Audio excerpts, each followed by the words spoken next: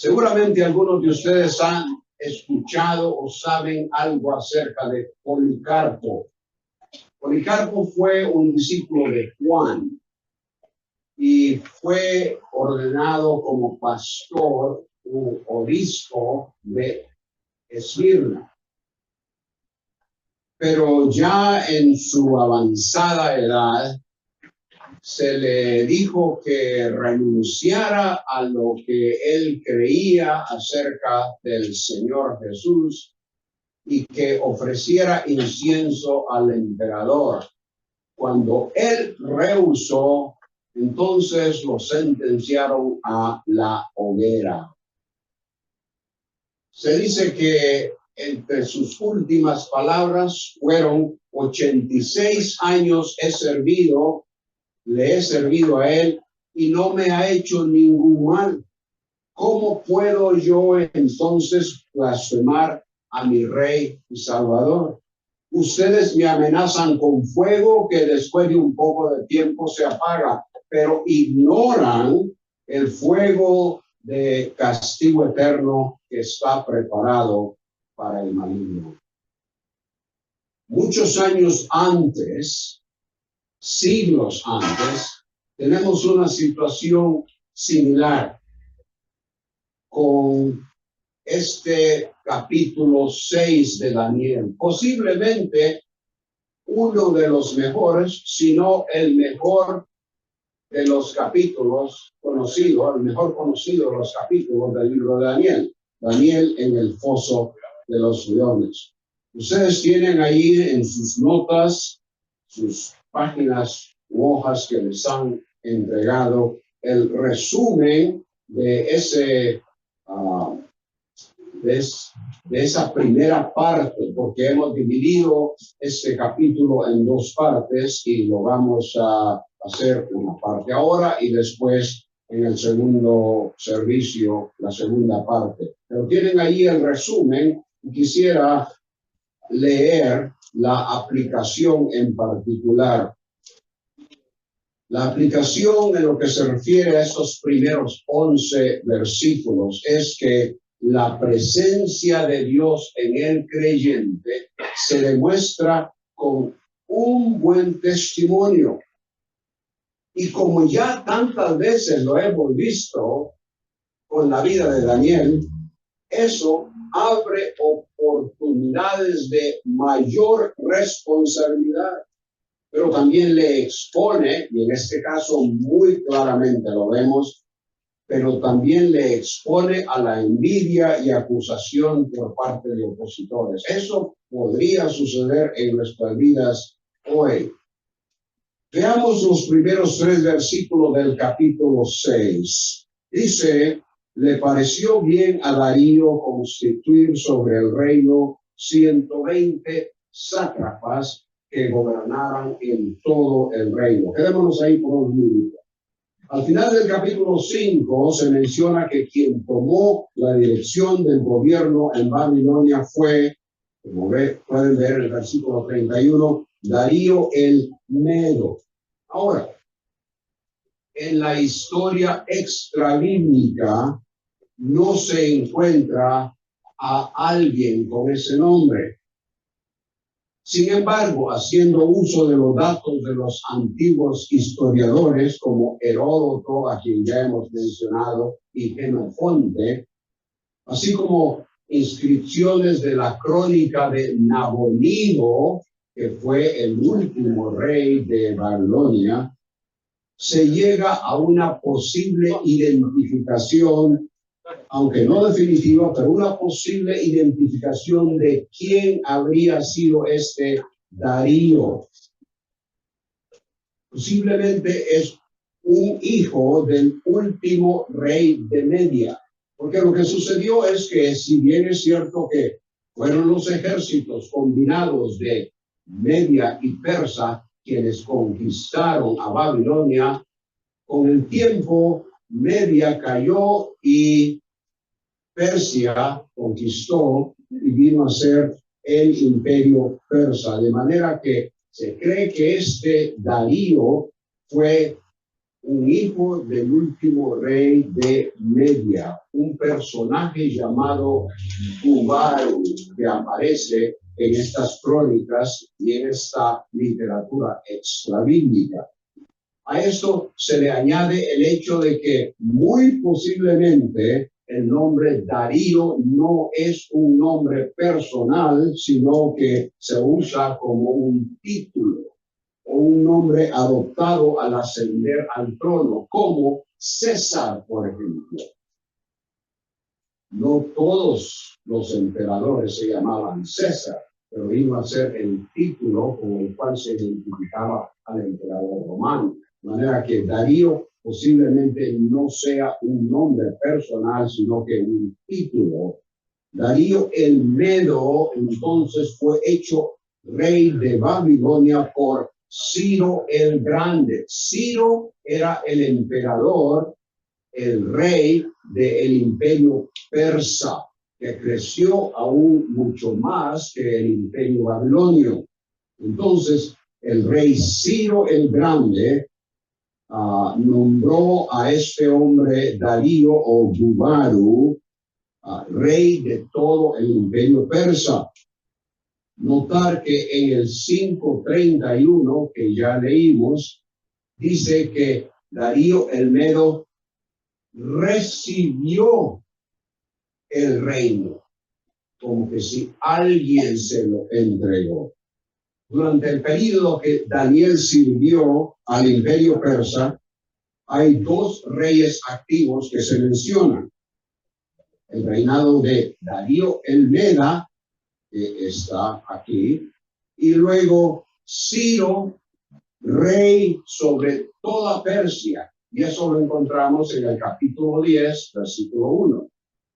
Entonces, aunque no podamos con certeza identificar a este personaje con alguien de la historia extrabíblica, es claro que su reinado fue específicamente en Babilonia, no sobre todo el imperio persa, sino en Babilonia, que vino a ser una de las provincias del imperio persa, desde el Éufrates hasta al otro lado del río, que viene a ser el Mediterráneo.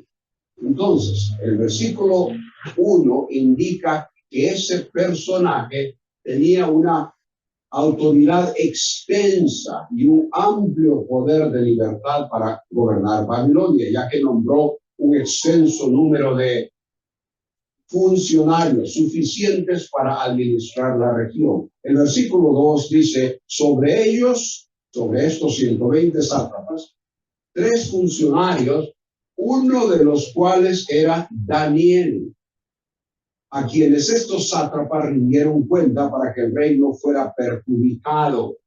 Estos 3 eran como supervisores de todos estos sátrapas, que cada uno de ellos evidentemente era responsable por una región. Pero la última parte del versículo es importante e interesante. Dice, estos 3 fueron nombrados para que los sátrapas rindieran cuenta para que el rey no fuera perjudicado. El propósito tiene que ver seguramente con aspectos económicos en cuestión de recaudación de impuestos y tributos.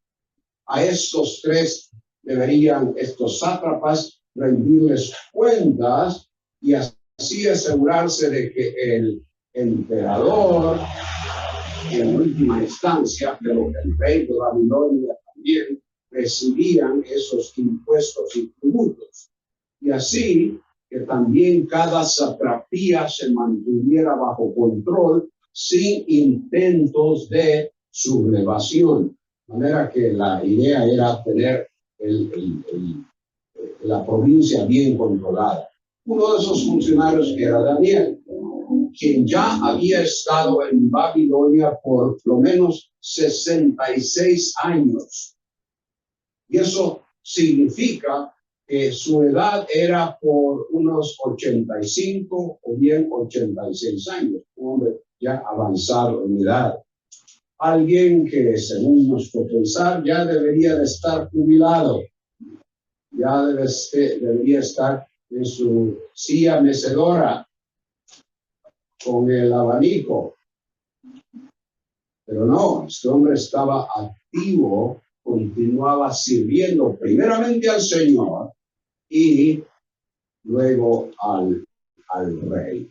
El versículo 3 presenta algo aún más sorprendente concerniente el rol de Daniel en el gobierno de Darío.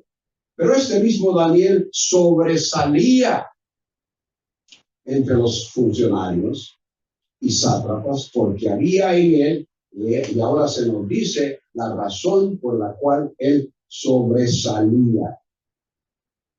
Porque había en él un espíritu extraordinario. Noten ustedes que ahora ya no es Nabucodonosor o la reina madre de la cual hablamos anoche, o bien el mismo Belsasar, ya no es el espíritu de los dioses santos, sino que se habla de un espíritu extraordinario, un espíritu sobrenatural, que era lo que le motivaba y lo que le controlaba para sobresalir precisamente.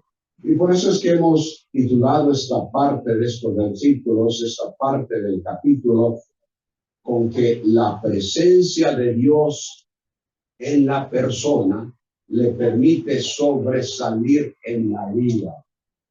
Fue la presencia del Señor en la vida de Daniel que le permitió sobresalir, no solo en esta ocasión, sino en toda la trayectoria en la cual había desarrollado su vida en Babilonia.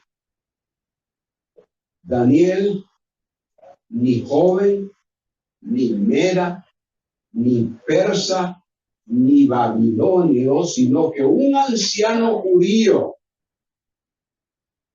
Algunos dirían, ese vejestorio.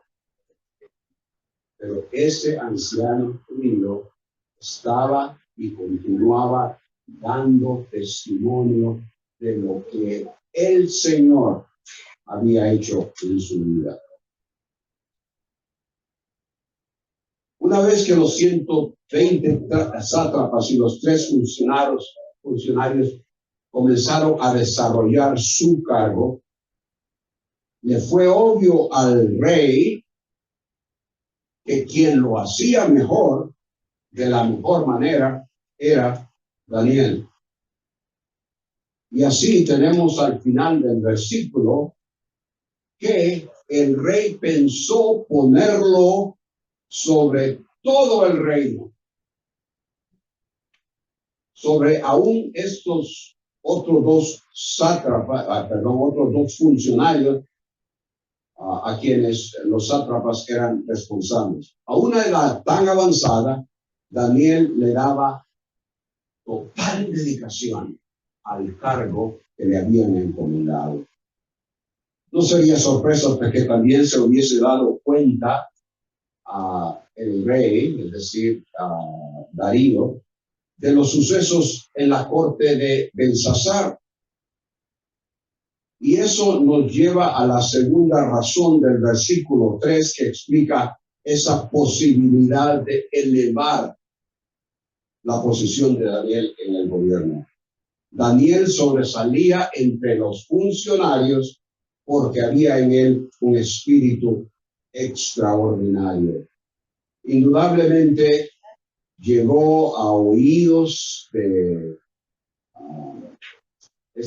Darío, porque esto fue precisamente en ese año, salió el gobierno babilonio y entró el gobierno persa, y Darío fue colocado como rey sobre toda esa provincia, de manera que una cosa inmediatamente después de la otra, de manera que él, es decir, Darío, habría sabido de los últimos acontecimientos en Babilonia con Belsasar y Daniel ministrándole y dándole a conocer la situación en cuanto a los días del reino contados y el hecho de que él, es decir, Belsasar, había sido encontrado falto cuando el Señor lo puso. Pero fue la presencia del Espíritu de Dios en la persona y de vida de Daniel que lo hizo sobresalir. Dios le dotó de una larga vida en la que tanto su mente como su cuerpo eran capaces de resistir las presiones de un largo día y un cargo difícil. Imagínense ustedes, este hombre de 80 y pico de años a cargo de estos sátrapas y ahora con la posibilidad, según el pensamiento del rey, para ponerlo como sobre todo el reino. Dios hizo esa provisión para Daniel, creo, por dos razones principales. Una, que Daniel era una persona responsable, confiable, fiel, primeramente a Dios y también al rey que le asignara un cargo. Dos, o en segundo lugar, que ya fuese que estuviera anciano o joven, el Señor tenía algo más para este anciano que debería realizar en la tierra. Para el tiempo que Daniel todavía permanecería en la tierra, Dios tenía un ministerio delante de los reyes de Persia y también hacia el pueblo de Israel. Un ministerio que a través de las páginas escritas de la Biblia se extiende a todos los que llegan a confiar en el Mesías de Israel. He aquí, henos aquí, leyendo, estudiando, aplicando lo que Daniel escribió 5 siglos antes de la venida del Señor Jesucristo. Es la presencia del Espíritu de Dios en nosotros lo que permite que diversos aspectos de nuestra vida sobresalgan. No que todos los vamos a distinguir con superior inteligencia, pero lo que hacemos puede distinguirse demostrando interés, esfuerzo, laboriosidad, diligencia, prontitud. Y esas cualidades van de la mano y en gran manera se desprenden de un espíritu de dedicación al Señor. Una vida que dé evidencia que hay en nosotros la presencia de un espíritu diferente, extraordinario. Es obvio que ese espíritu es el espíritu de Dios que controla nuestras vidas y que las dirige. Que como ya dijimos en una ocasión, sea posible que como Pedro y Juan, cuando fueron interrogados por el Sanedrín, leemos que reconocían que ellos, es decir, Pedro y Juan, habían estado con Jesús. Que así sea también con nosotros. Cuando recibimos a Cristo como Salvador, el Espíritu Santo viene a mostrar en nosotros, a morar en nosotros. Su presencia conduce nuestra vida y nos ayuda a tener un buen testimonio delante de los demás. Pero hermanos, eso no es automático. Debe de haber disposición de nuestra parte a la sumisión a ese espíritu. Pablo escribió, si vivimos por el Espíritu, es decir, si el Espíritu es el que nos ha dado esa nueva vida, entonces, ¿qué? Andemos también por el Espíritu. Y también escribe, no contristéis al Espíritu Santo de Dios, con el cual fuisteis sellados para la redención. Sed llenos del Espíritu. Eso no sucede automáticamente, aunque el Espíritu de Dios esté en nosotros. La gente a nuestro alrededor con quienes tenemos contacto sabrá si es Dios que nos controla y nos dirige o si es nuestra propia voluntad. El problema es hablar del Señor, pero que otros vean que no es Él quien nos dirige, es ahí el problema. Daniel habló del Dios Altísimo y vivió demostrando que el Espíritu que estaba en él le dirigía. La presencia de Dios en la persona le permite sobresalir en la vida. En segundo lugar, versículos 4 al 9. La presencia de un testimonio intachable puede ocasionar envidia y acusaciones. La primera parte, excelente, pero ahora los problemas pueden surgir. No todos estaban de acuerdo con el resultado al que había llegado el concepto que el rey tenía acerca de Daniel. El que Daniel sobresaliera en su cargo tiene que haber sido algo real para que el rey estuviese interesado en nombrarlo como supervisor sobre todo el reino, prácticamente un virrey. El versículo 4 describe el comienzo de un plan para poner en mal a Daniel con el rey. Entonces, versículo 4, los funcionarios y sátrapas buscaron un motivo para acusar a Daniel con respecto a los asuntos del reino.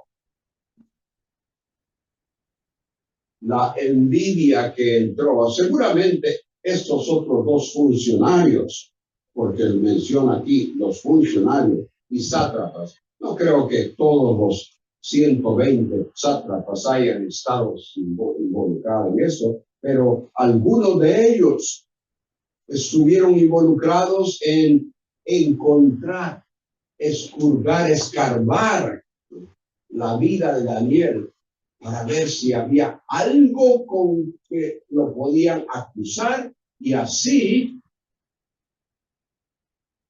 que el rey desistiera de la idea que tenía.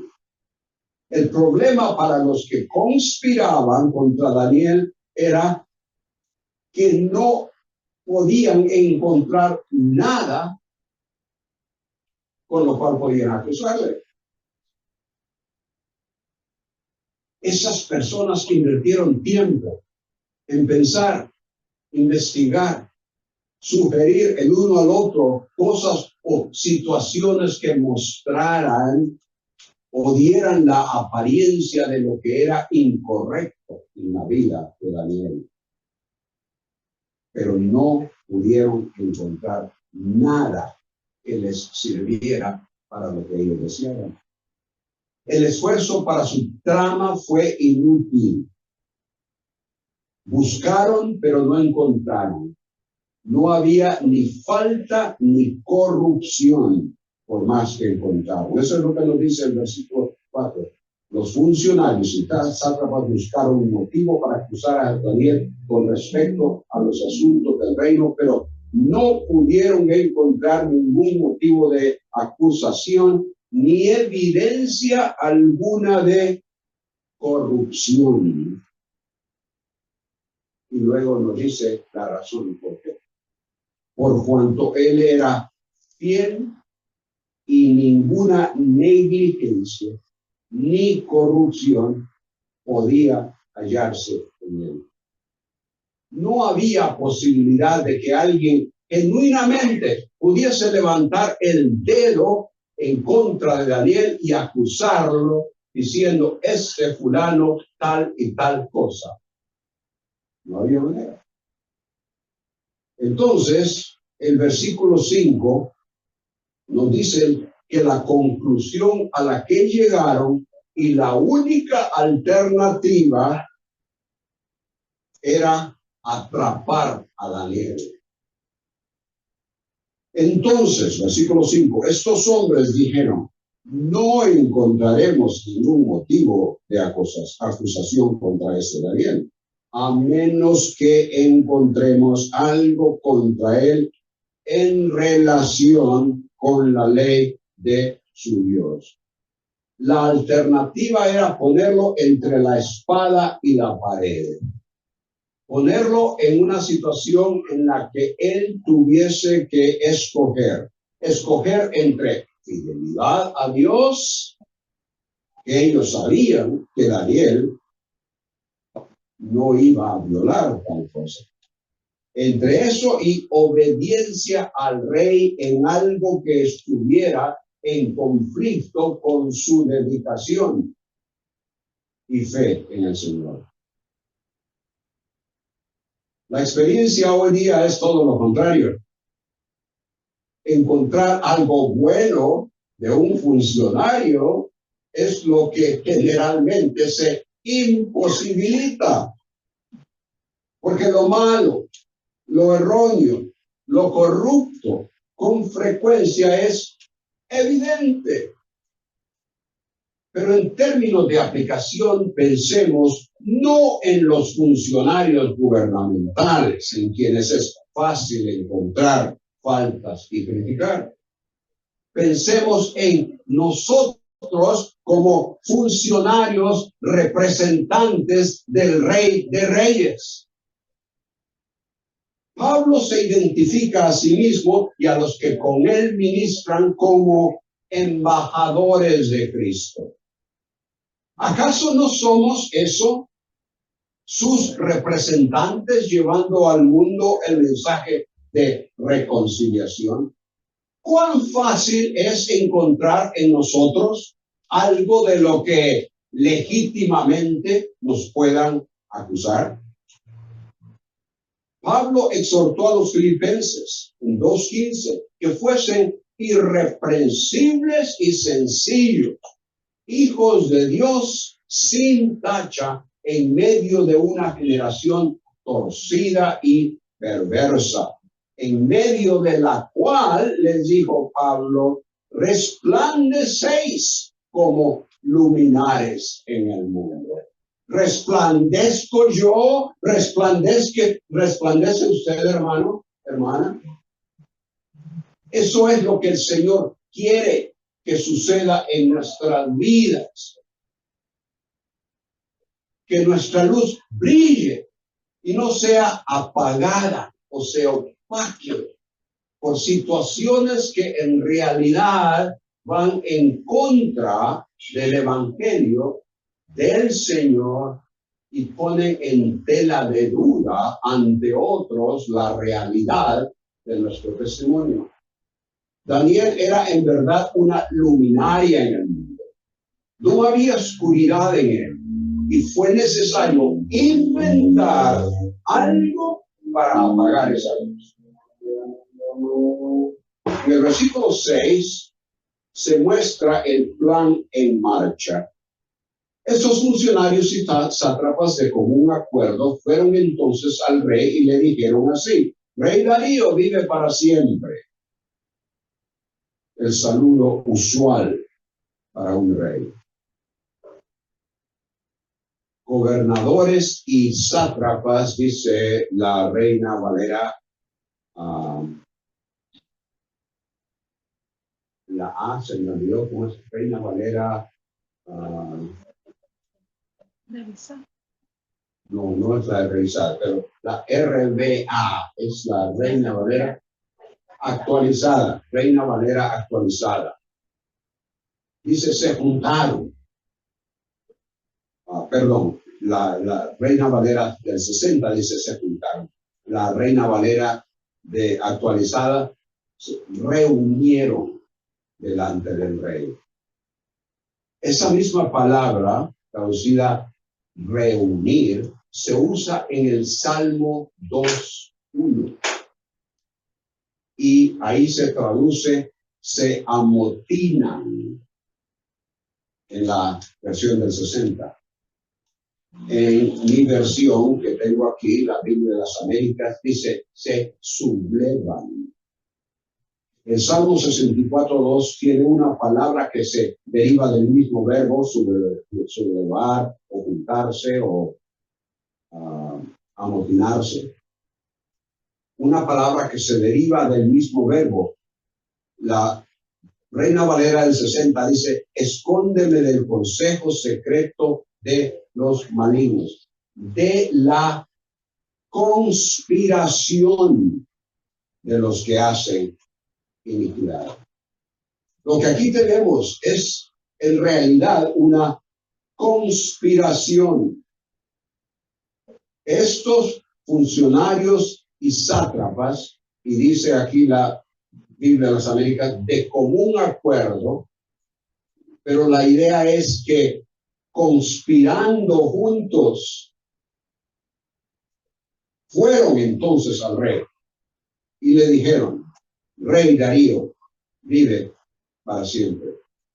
En el versículo 7, la propuesta que presentaron al rey consistía en una orden y un castigo para quien la desobedeciera. Todos los funcionarios, versículo 7, del reino, prefectos, sátrapas, altos oficiales y gobernadores, ya tenían el discurso preparado. Ya sabían exactamente, habían conspirado en construir algo que verbalmente le iban a presentar al rey. Y según ellos, todos los funcionarios y sátrapas del reino, altos oficiales y gobernadores, han acordado que el rey promulgue un edicto y ponga en vigor el mandato de que cualquiera que en el término de 30 días haga petición a cualquier dios u hombre fuera de ti, oh rey, sea echado en el foso de los leones. La propuesta fue, como dije, precedida por lo que aparentaba un amplio consenso entre un gran número de los más importantes empleados de gobierno. Por sobre todo, y seguramente ellos esperaron que el acuerdo pusiera de relieve la supremacía y autoridad del rey en cuestiones de otorgar o conceder favores. Eso fue lo que aparentaron, como darle un sentido al rey de que esto era para su propia protección, para que todos los que leyeran o se enteraran de ese edicto se dieran cuenta de que el rey verdaderamente tiene total y completa autoridad. Lo propuesto incluía como consecuencia para el que desobedeciera una sentencia de muerte, una muerte que causaría angustia para cualquier acusado de violar la orden y un extremo sufrimiento físico una vez que la sentencia se ejecutara. El versículo 8 da la clave acerca de qué fue lo que hizo, lo que motivó la trama de formular un edicto real. Ahora pues, oh rey, promulga el mandato y firma el documento para que no sea modificado conforme a la ley de los medos y persas, que no puede ser revocado. El hecho de que el acuerdo según la ley de los medas y los persos, una vez ese edicto fuese sellado, promulgado, que era imposible anularlo, era exactamente lo que ellos decían, porque ya habían pensado cuál era la forma en que iban a atrapar a Daniel, y una vez que tuvieran prueba de ello, sabían que la sentencia no podía cambiarse. En el libro de Esther, cuya situación histórica se llevó a cabo unos 60 años después del incidente que aquí tenemos, hay un par de referencias similares acerca de la ley de Persia y Media. Esther 1:19, si quieren anotarlo y verlo después, y 8:8. Aquí el versículo 8 muestra urgencia por parte de los oficiales. Noten cómo dice: ahora pues, oh rey, promulga el mandato, instando ellos al rey a que pusiera su sello en lo que ellos mismos sabían de la. En el versículo 9, el rey, seguramente sin sospechar lo que esto significaba para Daniel, procedió a firmar el escrito, o sea, el edicto, haciéndolo una ley irrevocable. La primera parte del plan se había logrado. Ahora era cuestión de esperar y buscar la oportunidad de ponerlo en práctica con los resultados que ellos esperaban. Mientras que el buen testimonio de Daniel había causado una impresión positiva y favorable en Nabucodonosor, la reina madre, y más recién en Darío, la vida y conducta, el carácter de Daniel, por muy bueno que fuera y por todo lo bueno que eso resultara, no era aceptable a los que lo único que deseaban era su propio bienestar, avance y quedar bien con el rey. El versículo 9. Por tanto, en vista de los sucesos, la venida y la sugerencia de estos hombres, por tanto, el rey Darío firmó el documento, esto es, el mandato. Lo que sucedió con Daniel puede suceder también hoy. Claro que debemos tener un buen testimonio delante de otros. A eso hemos sido llamados, demostrar con nuestras vidas lo que Dios en Cristo ha hecho en nosotros. Algunos pensarán que eso es loable. Cuando digo algunos, me refiero a inconversos que ven nuestro testimonio. Pensarán algunos que eso es loable, pero no todos. Si tienes un buen testimonio, hay quienes apreciarán tu honestidad, tu esmero en el trabajo, tu actitud de respeto hacia los demás, tu buena disposición de ayudar a alguien en necesidad,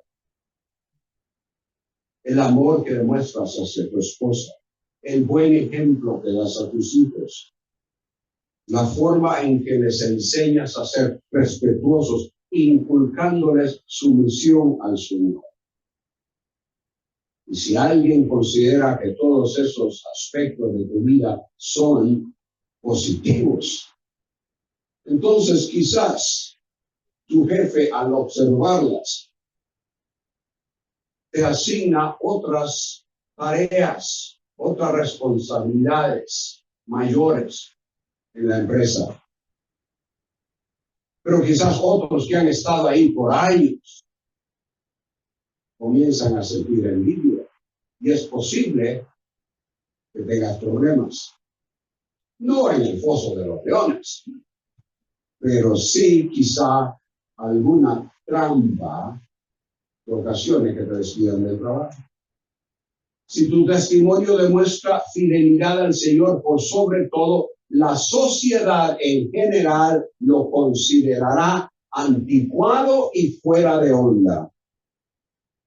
Si rehusas conformarte a ciertas corrientes modernas, porque sabes que están en conflicto con la palabra de Dios, puedes estar seguro que tendrás oposición.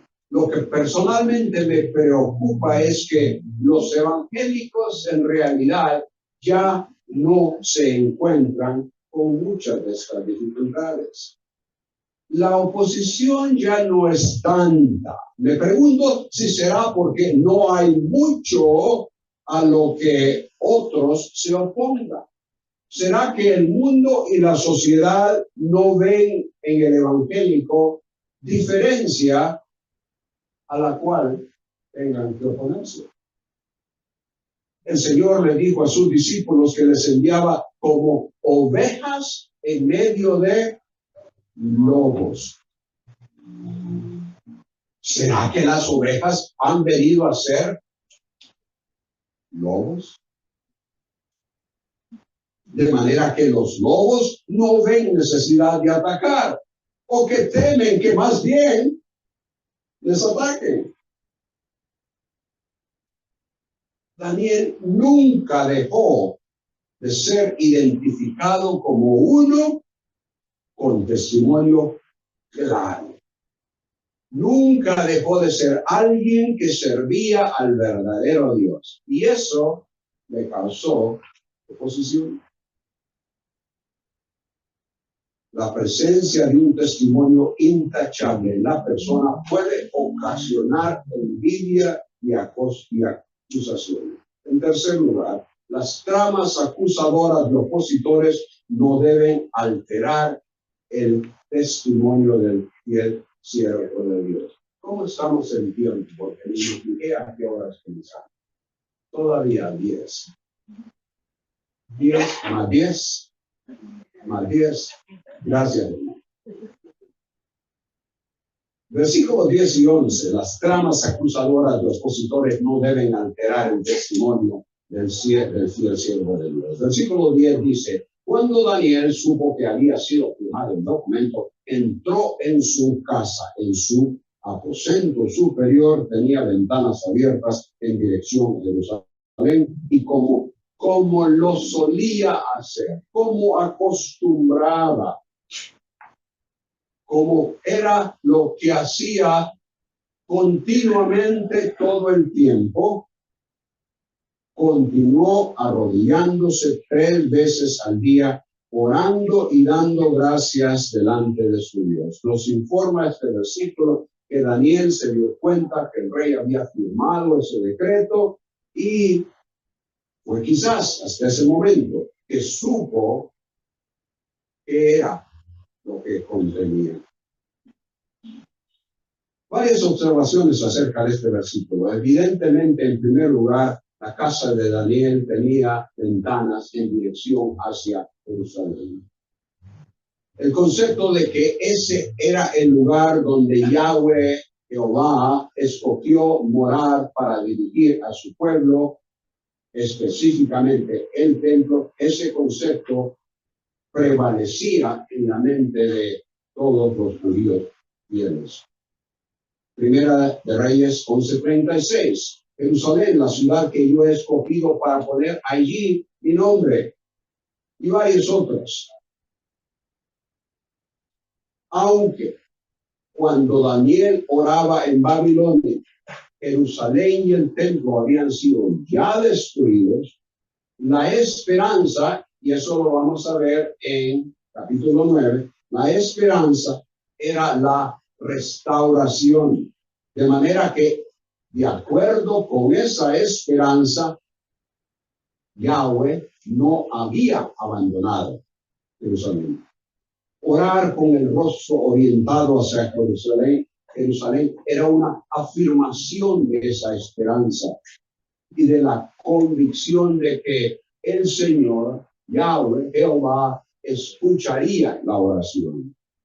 Las 3 veces que se mencionan aquí, designadas para orar, indican que Daniel tenía tiempos específicos durante el día dedicados a la oración, y que era algo que él acostumbraba. Con la amenaza de que podía perder su vida siendo lanzado al pozo de los leones, ¿no habría sido mejor ser un tanto cauteloso? Durante esos 30 días había opciones. En vez de orar en el lugar con las ventanas abiertas, Hacerlo quizás mejor en un lugar privado. Otra era suspender la oración, por lo menos en la forma que lo hacía, arrodillándose, orando y alabando al Señor. Sin embargo, él continuó de acuerdo o según como lo hacía antes. No cambió para esconder lo que hacía. Daniel mantuvo su testimonio tal como lo había hecho siempre. El versículo 11. Estos hombres, entonces, y una vez más, esa expresión de común acuerdo, es decir, en conspiración, conspirando, fueron y encontraron a Daniel orando y suplicando delante de su Dios. Ajá, lo agarramos. Ahí está. Ya cayó. Total y deliberadamente buscando algo que iba en contra del decreto que el rey había firmado.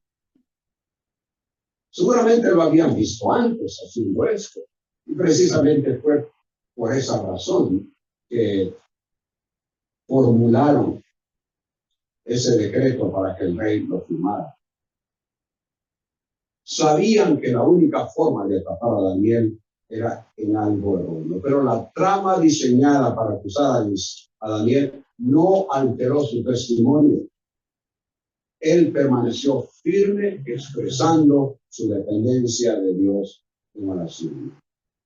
Un par de observaciones acerca de la oración para que podamos ya concluir. En primer lugar, la oración como parte de la vida del creyente es una expresión de la dependencia de Dios, un testimonio a otro de la fidelidad a Dios. Y es algo que no debe interrumpirse. El Nuevo Testamento,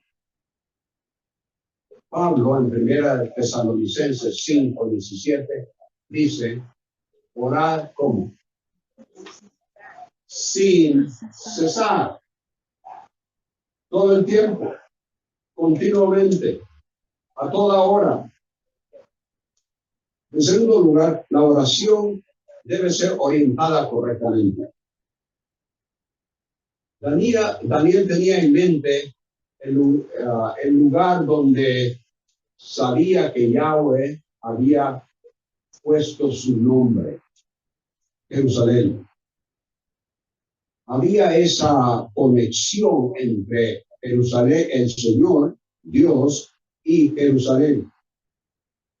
Ese lugar era importante una vez más, porque allí había determinado el Señor manifestarse a su pueblo.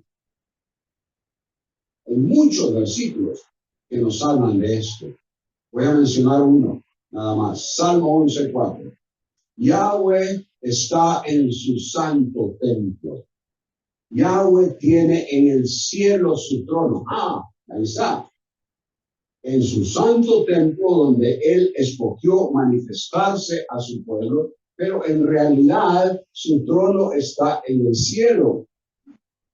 Sus ojos ven, sus párpados examinan a los hijos de los hombres.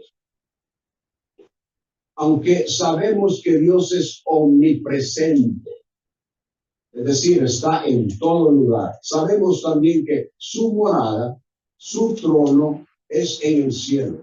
Allí habita el Padre y el Hijo que ascendió y a través de quien podemos presentar nuestra oración. No perdamos de vista ni de mente que podemos dirigirnos al cielo, a la presencia del Creador del universo. La tercera cosa es una oración con la actitud apropiada.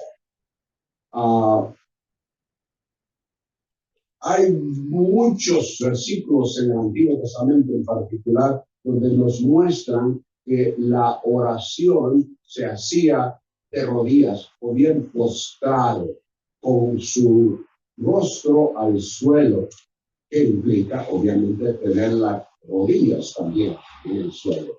Y esa fue la forma en que Daniel oró. En efecto, en ese versículo 10, la traducción que yo tengo aquí es, y como lo solía hacer antes, continuó arrodillándose 3 veces. Literalmente, lo que dice en el idioma arameo, continuó arrodillando sus rodillas. Es redundante para nosotros, pero tanto el hebreo como el arameo desean expresar el énfasis cuando usan eso de redundancia. De manera que eso fue lo que él hizo. La costumbre en tiempos bíblicos era orar de esa forma. Sin embargo, conociendo la naturaleza humana, no significa que toda persona que se arrodillaba y supuestamente oraba, lo hacía de una forma sincera y que su corazón verdaderamente estaba en onda, en contacto con el Señor. Junto con la acción externa debe de ir un sentir interno.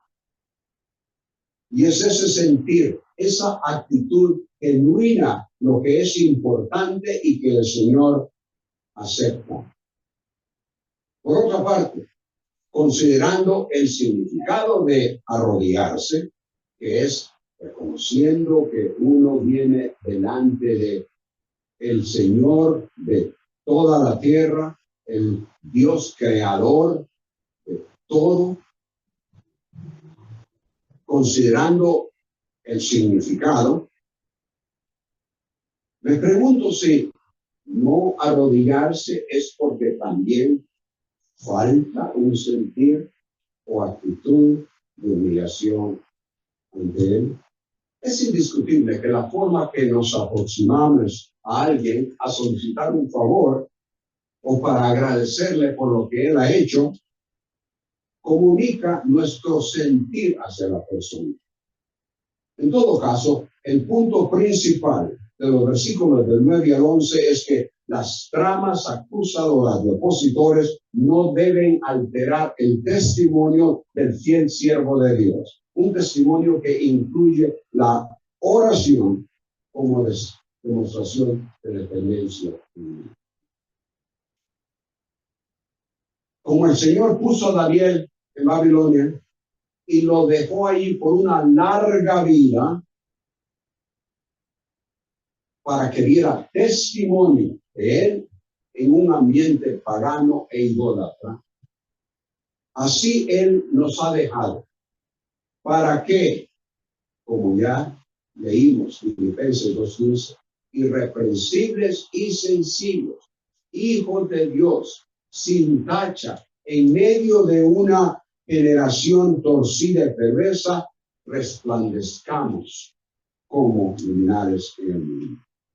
Y el propósito es que así como algunos reconocieron al Dios Altísimo, que también nuestro testimonio sea un vehículo que Él usa en la vida de otros para que crean en Él. Bueno, gracias, Padre, por el testimonio de Daniel, porque no solo impactó a aquellas personas con quienes él tuvo un contacto directo, sino que a través de los muchos años, su testimonio continúa impactando aún nuestras vidas hoy. Pero sabemos, Señor, que tal cosa es posible, porque tu espíritu estaba en él. Eras tú quien lo dirigías. Eras tú quien le motivabas. Señor, sabemos que habiendo recibido a tu Hijo como Salvador, ese espíritu está también en nosotros. Rogamos entonces, Padre, que así como tu espíritu tuvo libertad en el corazón, en la mente, en la vida de Daniel, así tenga esa libertad de actuar en nuestras vidas y dirigirnos en todo, para que nuestro testimonio sea usado por ti para tu gloria, para bendición a otros y para el gozo de que te hemos servido fielmente. En el nombre de Cristo. Amén.